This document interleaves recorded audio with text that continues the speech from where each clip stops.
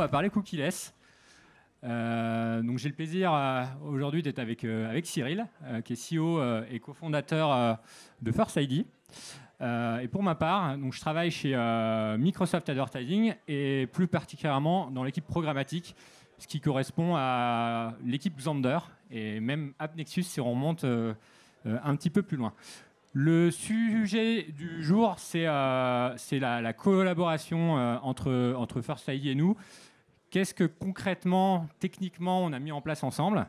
Donc on va voir un petit peu ça et on va parler beaucoup de cookieless et surtout cookie tierless. Avant de... C'est bon. On est bon. Avant de parler de ce sujet-là, peut-être un petit rappel de ce qu'est Microsoft Advertising, parce que ça a quand même beaucoup évolué depuis déjà l'acquisition de Xandr, mais même avant. Sur le marché, je pense que c'est surtout connu initialement pour la partie search, avec Bing. Il faut aussi savoir que la quasi-totalité des moteurs de recherche alternatifs utilisent Bing comme moteur derrière. Et selon les marchés, Bing représente quand même entre 10 et 20% de part de marché selon les pays.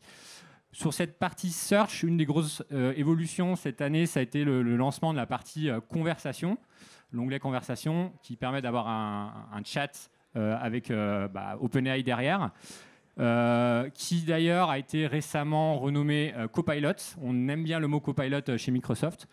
Donc c'est disponible directement sur copilot.microsoft.com et il y a un modèle publicitaire derrière. Et ce modèle publicitaire, le fait de mettre de la pub dans un chatbot avec une couche d'IA, c'est quelque chose qui est aussi disponible pour nos partenaires. Donc on a fait quelques annonces ces dernières semaines. On a annoncé donc Snapchat, Baidu et Axel Springer en Europe qui ont construit un chatbot avec technologie Microsoft derrière. Microsoft Advertising, c'est aussi une partie retail média avec Promote IQ qui a été racheté en 2019. C'est l'activité social professionnelle avec LinkedIn. Et après, c'est aussi la partie éditeur, donc Microsoft O&O, la partie gaming avec donc Xbox, mais aussi Casual Games, donc c'est les jeux qui sont nativement intégrés à l'OS Windows. Et le portail MSN, on peut citer aussi Outlook où il y a des publicités natives. Et enfin, la partie qui nous intéresse plus particulièrement aujourd'hui, c'est la partie programmatique, donc qui correspond à Xandr avant, avec tous ces partenaires à la fois sell-side et buy-side, tout format et tout device, avec ces dernières années un gros focus sur la CTV. Vous avez pu suivre le partenariat exclusif entre Netflix et Microsoft qui a été lancé l'année dernière. Donc au niveau vraiment de la plateforme programmatique, donc, via l'acquisition de Xandr, Microsoft s'est retrouvé avec les assets programmatiques qui d'ailleurs sur le marché français, on est très présent depuis déjà plus d'une dizaine d'années. Le gros intérêt pour nos partenaires, c'est le fait qu'on soit buy-side et sell-side, avec un SSP et un DSP en passant par la curation. Ça a des gros avantages pour nos partenaires pour construire des solutions au-dessus de la plateforme. Donc on a toujours eu l'ADN d'être une boîte très tech. On est en fait une boîte à outils et on permet à nos partenaires de construire par-dessus. Donc si je donne des exemples un peu locaux, on peut citer des alliances d'éditeurs, Audience Square à l'époque, donc qui est devenu Media Square, Gravity aussi. Et on peut aussi citer des startups type Adomi qui initialement avaient créé une solution d'optimisation de software basée sur notre plateforme. Bon, ils sont diversifiés depuis. Et quelques années ensuite, on a aussi eu Scibids qui avait un produit d'optimisation d'enchères basé sur notre produit de custom bidding. Donc on a un track record, on va dire, en France, mais aussi ailleurs, de tous ces partenaires qui viennent construire des choses sur la plateforme. C'est l'ADN historique d'AppNexus, ensuite Xandr, et il y a une vraie volonté encore chez Microsoft de continuer à faire ça. Parce que voilà, tout est ouvert en termes d'API, et on est aussi en capacité de fournir des logs si ça intéresse nos partenaires. Donc un des gros problèmes aujourd'hui, un des gros enjeux sur le marché, je ne pense pas que je sois le seul aujourd'hui à parler de ça, c'est la fin potentiellement totale des cookies tiers en 2024, puisqu'on passe d'un monde où dans le passé, il y avait une grosse partie du trafic qui n'était pas connu, mais ce n'était pas un problème, parce qu'on avait un cookie tiers qui permettait de traquer ça. Et on se dirige vers un monde où une énorme partie de l'audience va être complètement invisible, soit pour des raisons de privacy, parce que l'internaute n'a pas donné son consentement, ou pour des raisons techniques, parce que les navigateurs bloquent les cookies tiers par défaut. Le blocage des cookies tiers par défaut, il faut aussi rappeler que ce n'est pas quelque chose de nouveau. C'est depuis Safari, enfin c'est Firefox 69, Safari je ne sais plus la version, mais en gros ces deux versions ont été lancées en 2019, donc ça fait déjà 4 ans qu'il y a déjà une partie du trafic web global qui est quasiment totalement invisible sur le marché. Et en 2024, ça va se renforcer. Donc là, aujourd'hui, un des objectifs pour First ID, les éditeurs, les acheteurs ou Microsoft, ça va essayer de faire grossir la partie visible de l'iceberg en essayant de faire passer des utilisateurs qui sont aujourd'hui pas du tout adressables et de les faire, qui deviennent identifiables. Donc pour pallier à ça, en général, sur le marché, on peut catégoriser les solutions en 5 grosses catégories, donc des solutions alternatives aux cookies tiers. Si je pars du bas, la première catégorie, ça va être les solutions navigateurs. La Privacy Sandbox, tout simplement côté Chrome. On pourrait parler de ça pendant des heures, ce n'est pas le sujet du jour, mais ça va être clairement le gros sujet des 12 à 24 prochains mois. Et on sait qu'il y a encore pas mal de soucis autour de cette Privacy Sandbox, en particulier en termes de précision. La deuxième catégorie, ça va être ce qu'on appelle des solutions basées sur la data science. Donc ça va être tout simplement être capable de recevoir des requêtes qui contiennent aucun identifiant, mais de quand même faire respecter, par exemple, un frequency capping, en se basant sur des grands jeux de données. Donc ça, c'est quelque chose qui est déjà une réalité. Nous, on a un produit qui permet à nos acheteurs côté Microsoft Invest, donc côté DSP, de maintenir un frequency capping sur des environnements sans cookies. La troisième catégorie, c'est la catégorie contextuelle, très présente en France, puisqu'il y a plusieurs acteurs qui sont lancés sur cette partie du business. On peut citer Surdata ou Query par exemple. Donc c'est plutôt très développé en France comparé à certains autres marchés. Mais il y a toujours ce problème de précision. On a un reach, mais on n'a pas de précision. Et il y a toujours le problème de fréquence et d'attribution. C'est aussi pour ça qu'en général, les solutions contextuelles sont mixées avec d'autres types de solutions.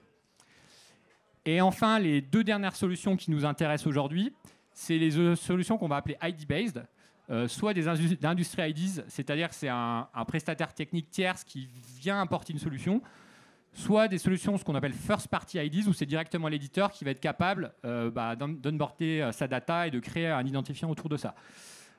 C'est là où First ID intervient. First ID vont se retrouver un petit peu entre les deux, parce qu'ils vont permettre à des éditeurs de faire fonctionner un identifiant first, que ça soit une donnée potentiellement loguée, mais surtout un cookie first, par exemple, et de ne plus être limité au périmètre de l'éditeur. Aujourd'hui, le gros frein à l'utilisation des cookies first, c'est le fait d'être limité au domaine de l'éditeur.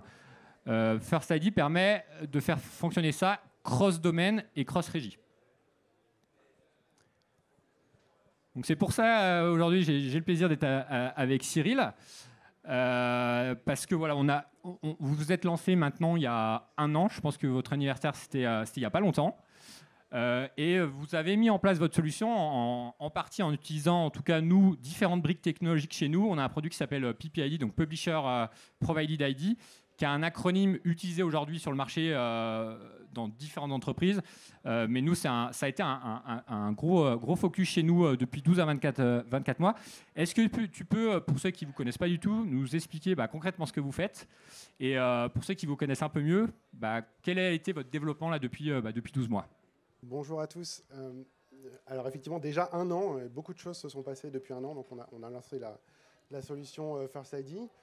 First ID, c'est une solution d'ID qui vise évidemment à pallier la fin des cookies tiers, mais aussi à réconcilier la first party data de nos clients. Donc là-dessus, aujourd'hui, comment on est intégré, on est sur 13 groupes médias différents déjà. Ça représente environ une centaine de sites. Donc, on a fait le choix dès le départ d'aller vers des sites qui étaient des gros carrefours d'audience pour avoir un reach suffisant.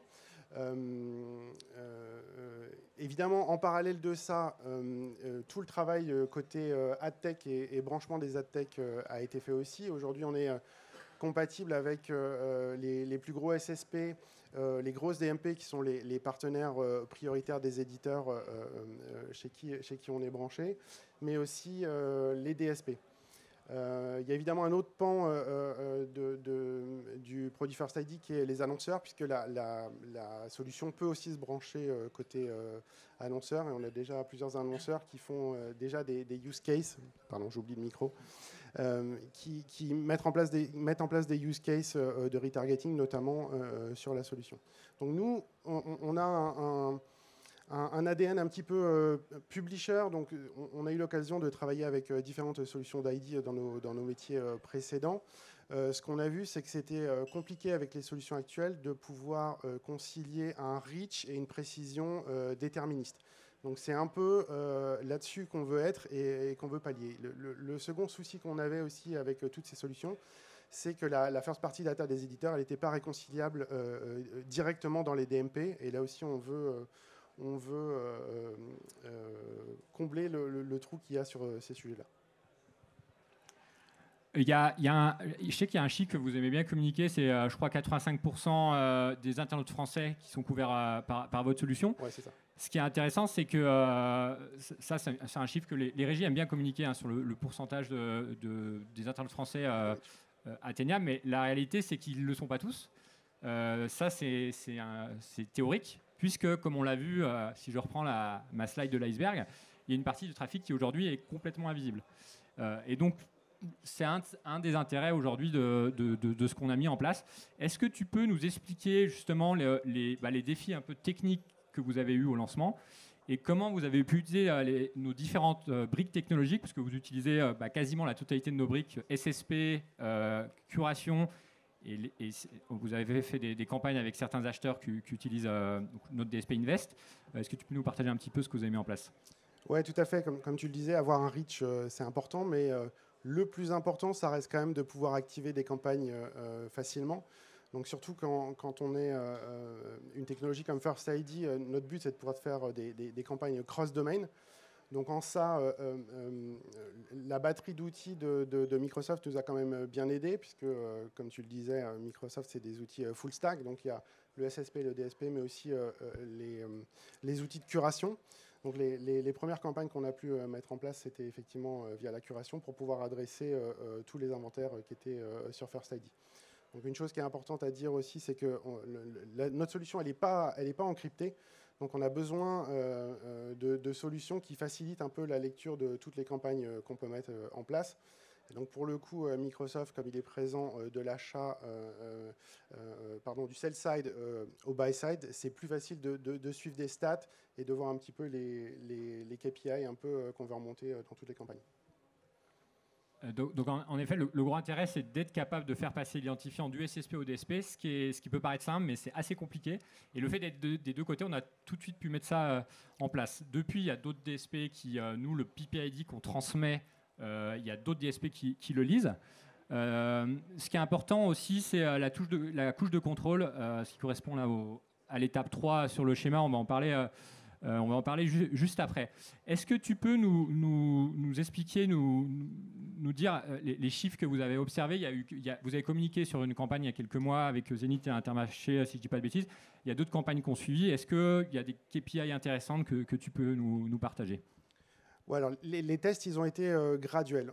Ce qu'on a voulu montrer d'abord, c'est déjà qu'on avait un reach incrémental sur déjà la situation actuelle, c'est-à-dire tous les navigateurs qui sont cookieless aujourd'hui et qui sont un peu rayés de la carte de beaucoup de campagnes, notamment avec de la data aujourd'hui. Donc on a mis en place des campagnes multi-sites pour identifier ce reach-là, et on a vu des chiffres intéressants. On a vu, grâce au reporting de Microsoft, que par exemple on avait un reach incrémental sur les navigateurs cookieless, donc Safari et Firefox, de 65%. Donc c'était déjà un des premiers chiffres qui était encourageant et qui montrait que la solution fonctionnait correctement et allait dans le sens de l'histoire de la fin des cookies tiers. Les deuxièmes tests qui étaient un peu plus graduels, c'était essayer de brancher de la first party data sur les campagnes et pouvoir toujours administrer et adresser ces campagnes-là. Donc on a pu voir aussi, c'est la campagne dont tu parlais qu'on a fait cet été. On a eu des chiffres très intéressants avec les rapports très détaillés sur les ID que Microsoft ont pu nous fournir. On voyait que dans 78% des cas sur les impressions de la campagne, le First ID était le seul signal déterministe qui était présent. Donc tout ça sur une campagne qui était cross-group. Et ça me fait transitionner sur le troisième opus des tests, qui était la maîtrise du capping et de la répétition. Donc toujours sur cette campagne qui était sur 4 groupes médias différents, on a été capable, juste avec des ID, sans cookies, de maîtriser une répétition cross-group et cross-site média. Donc 3 learnings vraiment très intéressants du reach incrémental, notre ID qui est présent sur beaucoup de bid requests et la maîtrise du capping. Je pense que ce qui est intéressant, c'est le ou les rapports que tu as mentionnés. Donc les chiffres que tu as donnés, ce n'est pas sorti du chapeau de First ID. Nos acheteurs ont directement la main dans ça. On a un rapport qui permet de savoir exactement la répartition des identifiants au sein des impressions qui ont été achetées. Donc c'est l'acheteur qui a directement la main sur ça. Et c'est comme ça qu'on peut savoir que X% des impressions contenaient uniquement un First ID. C'est aujourd'hui un rapport qui est que DSP. On va l'ouvrir à nos partenaires éditeurs. C'est quelque chose qui est très demandé de la part de nos sellers. Aujourd'hui, ils branchent via Prebid pas mal de solutions, mais ensuite, ils ne savent pas du tout ce qui se passe. Ils n'ont aucune visibilité sur la suite. Donc, on va, grâce à ce rapport, au moins leur permettre d'avoir une vision sur les impressions qui sont achetées en programmatique, quel est le pourcentage qui contient tel identifiant et tel identifiant. Un point qui est très important, j'ai mentionné juste avant, c'est le niveau de contrôle autour de l'identifiant. Est-ce que tu peux expliquer ce que vous avez mis en place et comment Microsoft vous a permis justement de garantir ce niveau de contrôle autour de votre identifiant?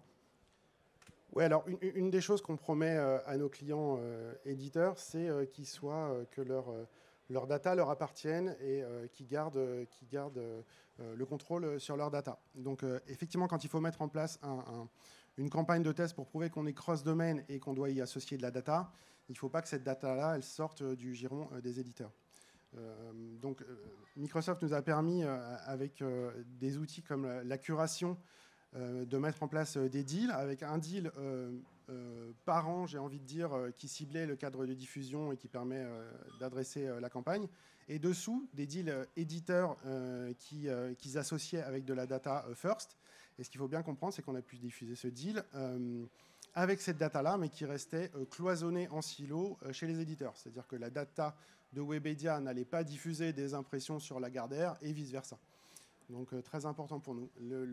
L'autre pan des outils à Microsoft qui était vraiment très intéressant, c'est surtout ce qui était administration de l'ID.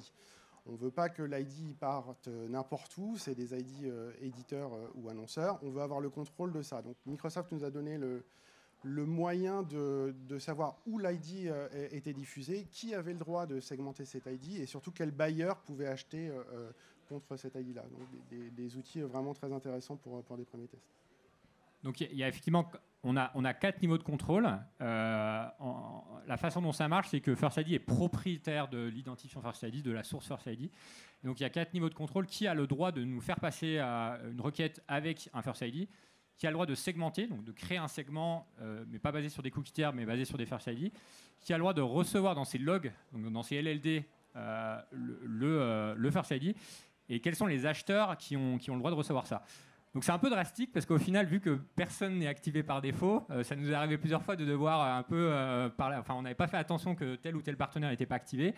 Il y a un système d'opt-in, c'est pas vraiment de l'opt-in, mais vous avez la main totale sur ça. Aujourd'hui, c'est que via API, mais on va aussi rendre ça disponible dans l'interface. Il faut aussi savoir que cette couche de contrôle, c'est chez certains de nos partenaires un des principaux arguments qui font qu'ils ont construit des choses sur notre stack. Donc on a des gros partenaires en Europe qui sont en full stack chez nous, qui construisent tout sur Microsoft et qui ont mis en place un système de PPID avec nous. Et au niveau international, c'est un produit qui est utilisé par Netflix. Donc Netflix contrôle tout son système d'ID First en utilisant ce produit. Comme on l'a vu, peut-être dernière question rapide, la fin des cookies tiers, c'est demain. Est-ce que vous voyez ça, Cyril et First ID, est-ce que vous voyez ça comme un moyen d'accélérer le business? Parce que comme on le sait, il y a beaucoup d'acheteurs qui attendent le dernier moment. Ils attendent qu'il y a plus du tout de cookies tiers sur Chrome pour passer à l'action et mettre en place des choses. Comment tu vois ça et peut-être aussi comment vous voyez le développement à 12 à 24 mois de votre côté? Ouais, accélérateur, évidemment, on voit que encore plus là depuis septembre, les sujets tout se cristallise autour de ce sujet-là. La vérité, c'est qu'en fait, comme tu disais tout à l'heure, il y avait déjà 45% des inventaires qui étaient cookieless aujourd'hui, donc c'est déjà un sujet à date. Nous, ce qu'on voit, c'est surtout que c'est une opportunité pour nos clients de reprendre la main sur leur data first, plus voir leur data qui part au travers des cookies tiers. Nous, on est persuadés que d'ici la fin de l'année, les providers de data ne seront plus des providers de data tierces, mais ce sont les éditeurs qui fourniront leur data first pour adresser des campagnes, et donc avec des ID et non plus des cookies. Très bien. Je voyais Jérôme au loin. On va s'arrêter. Juste une dernière chose. Sur le début de l'année, on va rendre le produit est en constante évolution. On va essayer de rajouter des signaux différents à notre ID pour ne plus être seulement cross-site, mais aussi cross-device, et donc rendre robuste un petit peu toute notre solution encore plus. Merci Sylvain, merci Cyril. On peut les applaudir.